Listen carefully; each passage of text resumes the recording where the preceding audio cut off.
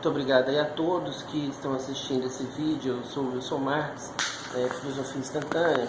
Então, universos paralelos. E nós não percebemos o numeral de elementos que estão à disposição no nosso próprio ambiente, porque o fenômeno da visão, ele é uma frequência de ondas que são captadas pela nossa retina, e nós temos aí um número de aproximadamente 10% do ambiente local, é o que nós estamos vendo, aproximadamente 10%. E não conhecendo, esse é o espectro visual ambiente, conhecido, registrado pela ciência. Então, se nem 10% desse ambiente que nós estamos presentes, nós estamos percebendo, fica ainda mais desconhecido os famosos universos paralelos de Albert Einstein, enfim. Vamos a uma questão bem simples, que nós desconhecemos o mundo micro, o mundo que está à disposição de instrumentos como o microscópio, e acontece que existe aí uma série de elementos que estão, eles são desconhecidos, das pessoas comuns, que eles não têm nem ideia, como por exemplo o motivo que um elétron ele sai da camada K para a camada L, por objetivo que é uma ligação com um outro átomo, ele movimenta aí os elétrons que estão em sua camada. Todos os elétrons, eles possuem uma camada eletrônica. Então, tudo que existe é feito de elétrons, e tudo que existe é feito de átomos, e como é feito de átomos, aí tem uma numeração de elétrons, ligações químicas de um átomo com o outro. Aí nós vamos ter moléculas, e assim existem todas as coisas, inclusive a discussão que existe somente um elétron no universo, porque isso é uma possibilidade científica muito, com um percentual de assertividade muito grande, porque todos os elétrons que são percebidos, eles são exatamente iguais, como se, como não? Onde é visto um elétron aqui no Brasil, e se no mesmo instante estiver olhando um elétron lá no Japão, ele é exatamente igual a esse elétron que está no Brasil. E se olhar um outro elétron em qualquer outra parte do mundo, ele é exatamente igual a esses dois últimos que foram observados. Então existe aí fundamentos, uma probabilidade muito grande de ser apenas um elétron no mundo. Mas se não for apenas um elétron, aí nós vamos quebrar ainda mais essa estrutura chamada átomo, e chegamos nos quarks, por exemplo. Então 3 quarks fazem um próton. E o que é o quark? O quark é a alteração da frequência do bóson de Higgs, que muita gente conhece por célula, partícula Deus, muita gente chama isso o bóson de Higgs assim. E o bóson de Higgs é justamente uma alteração da frequência do vácuo quântico. Então o vácuo quântico aí realmente não tem mais o que estudar, é o limite. Aí sim nós poderíamos dizer assim, aí há um mistério. O mistério no caso seria somente o vácuo quântico, porque os outros elementos, todos eles já são conhecidos pela ciência. Esses nomes são apenas os nomes dados pelas pessoas que estavam estudando isso aí. E qual a importância que existe em entender esse mundo atômico, que as pessoas podem perguntar assim, mas o que isso altera no meu salário? Bom, se tudo é feito de átomos, então certamente o dinheiro é feito de átomos. A saúde, o dedo, a água, o pão, o suco de laranja, tudo é uma união atômica. Inclusive nós mesmos somos feitos de átomos. Sendo nós feitos de átomos, nós temos um campo eletromagnético. E esse campo, o meu campo eletromagnético, ele está em atrito com os campos eletromagnéticos de tudo que está ao meu redor. O campo eletromagnético do telefone que está gravando esse vídeo, o campo eletromagnético da parede que está atrás de mim, o campo eletromagnético do freezer que está atrás de mim. Então, porque tudo isso é feito de átomos, os mesmos átomos que fazem são 118 átomos. Então, por exemplo, um diamante é feito somente de carbono. Aí a forma que o diamante ele é uma forma realmente que tem um valor muito grande. E o grafite também é feito só de carbono. Então, a maneira que os átomos do carbono se organizam é diferente da maneira que os átomos do diamante se organizam. Os átomos de carbono do diamante se organizam de uma maneira diferente dos átomos de carbono do grafite. E a importância disso do campo eletromagnético, porque é justamente aonde vão gerar qual que é a importância desse campo eletromagnético. Porque nesse campo eletromagnético, quando você coloca energia, é porque aí existem os outros elementos que não estão em nossa percepção, como por exemplo, foi calculado e tinha que ter um elemento, o neutrino, por exemplo. Então, porque hoje a ciência já tem aí registro de muitos elementos, além de bóson de Higgs, enfim, bóson de Higgs, quarks e uma série de outros elementos, nomes que foram dados por quem estudou isso, os físicos que estudaram isso. E isso é o que é utilizado para a construção de tecnologia, para a construção de inteligência artificial. Muita gente fica assustado quando fica sabendo que existe androides, robôs exatamente iguais no sentido de no estereótipo e no comportamento, exatamente iguais a seres humanos. O que era completamente ficção científica, hoje não é mais ficção científica, existem inclusive pessoas que se relacionam com robôs e casam, né? O exército russo, ele tem aí um exército de robôs que são realmente última tecnologia aí da física quântica. E o nosso objetivo é que a física quântica seja utilizada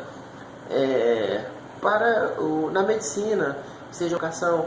O que é a transferência de informação do professor Hélio Couto, a ressonância harmônica?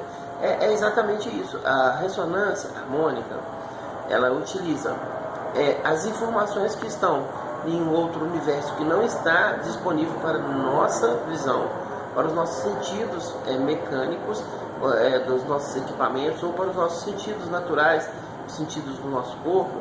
Então a mecânica quântica estuda essa parte dentro dos átomos.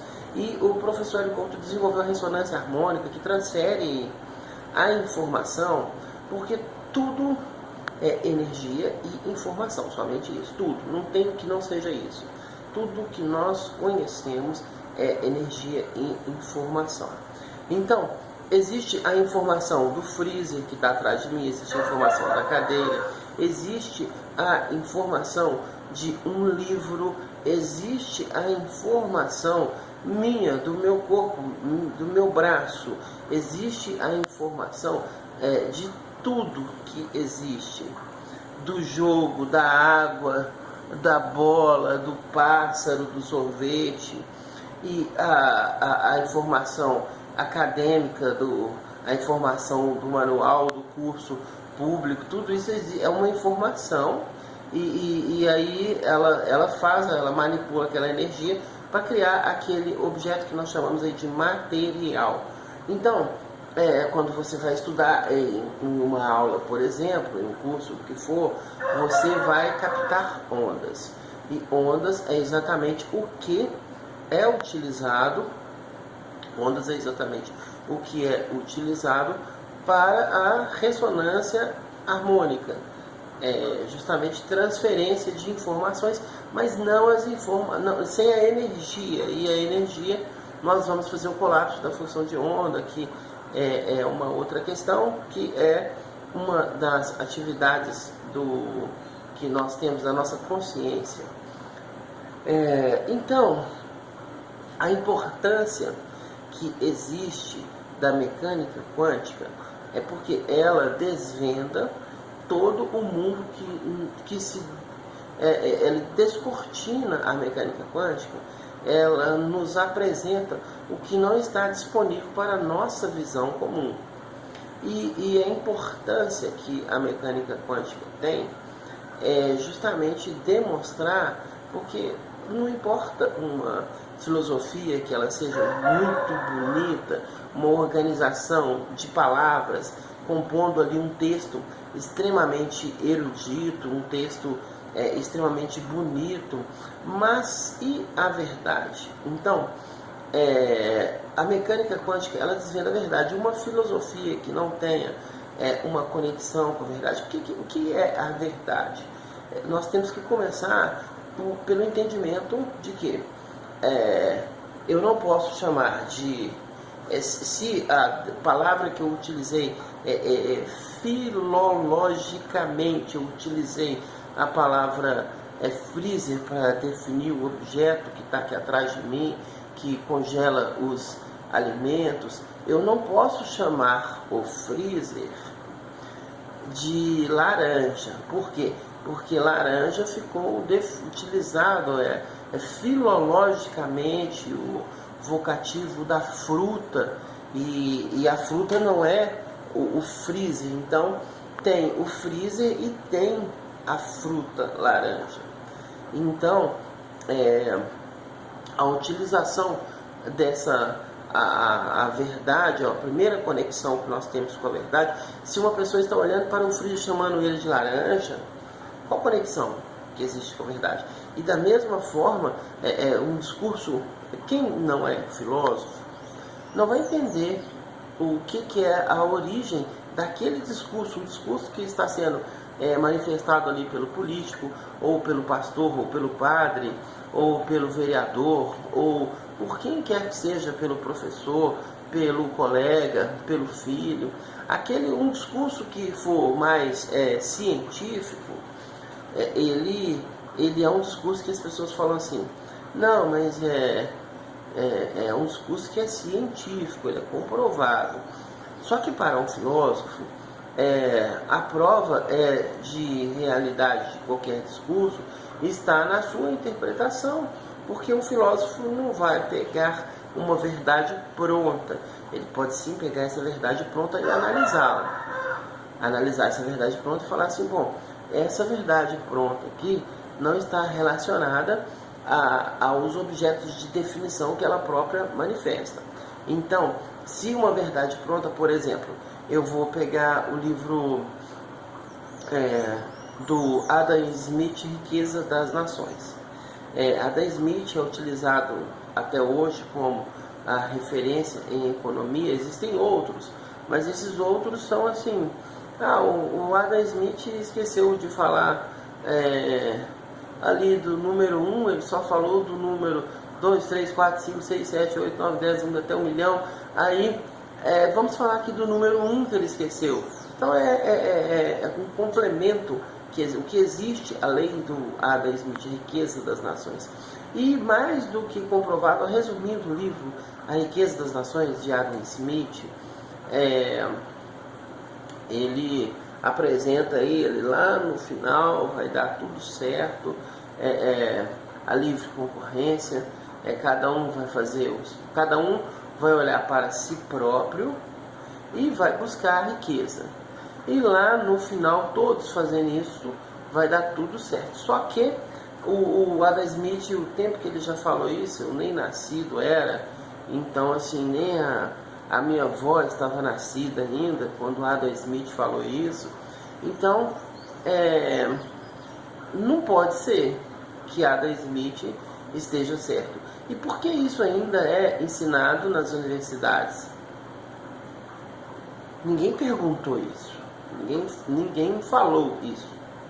Mas é a matéria, Adam Smith é a referência em economia. E por que a referência em economia não é John Nash? Ninguém perguntou isso. Então, assim, o estudo dos universos paralelos é justamente, nós temos coisas aqui na nossa vida, do nosso dia a dia, que nós não entendemos. Como, por exemplo, se nós formos pensar uma doença, essa doença foi por isso, por aquilo, vamos pegar o câncer. Então, câncer, ódio, raiva, ressentimento, vai ter câncer. E se tiver só ódio, é possível ter. E se tiver só raiva, é possível ter. E se tiver só ressentimento, é possível ter. Se tiver ódio, raiva, ressentimento, vai ter câncer. Aí é impossível não ter câncer. Tem que ter câncer. Se tiver ódio, raiva, ressentimento. E todas as outras doenças, elas estão aí também relacionadas a algum tipo de somatização. Nós criamos o nosso comportamento, ele pode gerar a antimatéria. Então, a antimatéria, ela é vamos falar assim, é uma energia negativa, fica mais fácil de entender. Mas quem não entende que ele próprio é feito de átomos, como que vai entender energia e ainda mais energia negativa? Mas essa pessoa acredita no que o pastor falou, no que o padre falou, ou no que o pai de santo falou, né? Aí pergunta assim para uma pessoa dessa, você acredita em Jesus? Acredito. Aí pergunta assim para uma pessoa dessa, você acredita que ele chamou Lázaro e o Lázaro estava morto, mas levantou? Acredito. Aí você pergunta assim para uma pessoa dessa, e você está usando essa máscara aí por qual motivo? Não, porque eu tenho que usar, porque hoje todos têm que usar, por um risco de contaminação. Mas quando essa pessoa vai ali à lanchonete, ela vai fazer um passeio lá no centro da cidade de Belo Horizonte, aí ela ficou com fome, ela foi lá passear e comprar a roupa para a filha dela, ela ficou com fome, foi à lanchonete, aí ela teve que, ela comprou uma coxinha. Na hora que ela comprou a coxinha, ela vou tirar essa máscara rapidinho para comer essa coxinha. E tanto a pessoa que está ali servindo a ela, vendendo a coxinha, quanto a pessoa que também foi lá comprar, foi ali ao centro comprar, de Belo Horizonte, comprar uma peça para o computador do filho dele, também ficou com fome, foi comer também na mesma lanchonete, e ele percebeu que ele tinha que tirar a máscara para comer a coxinha, aí tirou a máscara. Depois ela lembra, nossa, aí ela, vou tirar quando for fumar o meu cigarro, ela vai fumar o cigarro dela, ela tira a máscara. Eu vi ontem em um bar, a pessoa ela coloca a máscara, usando a máscara, duas pessoas sentadas, com um sem a máscara, o outro com a máscara. Aí o que estava com a máscara, ele retirava a máscara, ele tirava a máscara só de uma orelha, a alça da máscara de uma orelha, tomava cerveja e depois voltava a máscara para a outra, a alça que ele havia tirado para a orelha que ele havia tirado. Então, o comportamento humano, ele chega em um nível assim de comportamento de demência, porque e aí nós vamos ter esses problemas assim. A pessoa acredita que Jesus chamou o Lázaro morto, o Lázaro levantou. Mas ela não acredita que ela pode andar sem máscara, né? Então, assim, são questões complexas, questões da vida comum, questões que nós passamos o nosso dia a dia. Então, essa pessoa não pode acreditar em Jesus se ela está usando uma máscara, porque quem acredita em Jesus não vai colocar uma máscara, a não ser por obrigação, obrigação das autoridades, né? Ah, não, se não pôr máscara vai ter uma multa se andar no centro da cidade sem máscara. Eu vou ter que colocar minha máscara para não tomar multa. Mas aonde não há, aí as pessoas já colocam a máscara e puxam a máscara para o queixo, né? Então fica máscara de queixo. E essa doença, esse Covid, ele está no universo paralelo, é porque as pessoas elas explicam que existe a doença, aí o filho de o sobrinho de um amigo, ele, 19 anos, ele teve uma coisa lá, eu esqueci o nome da que ele teve, deixa eu lembrar, dengue. Aí ele estava com dengue, os médicos, a equipe do hospital, que ele está com Covid, não, vamos pegar o exame. Não, é Covid, eles queriam um exame. No exame saiu que não tinha dengue, não tinha Covid.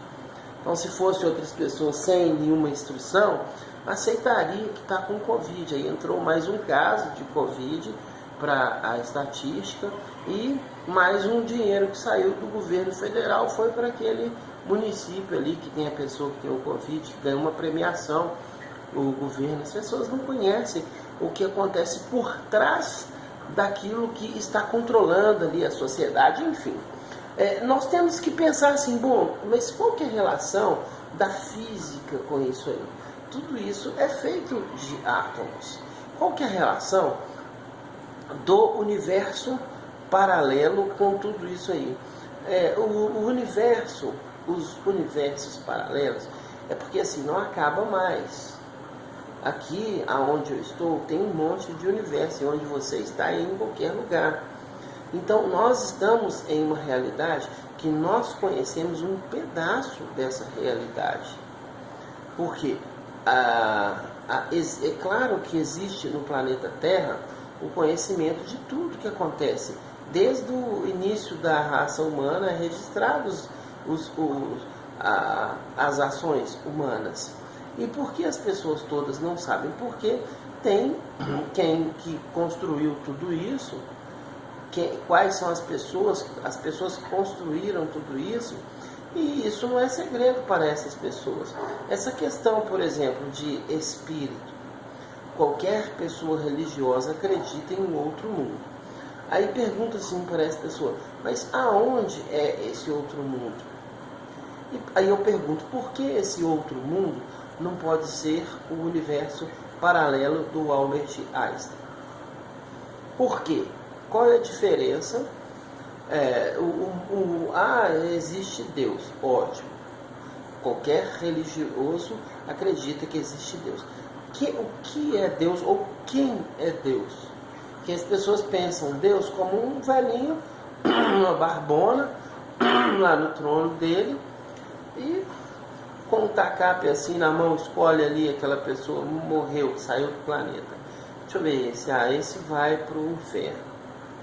O inferno é meu inimigo. Esse é o Deus de umas igrejas. Que é assim contada a história.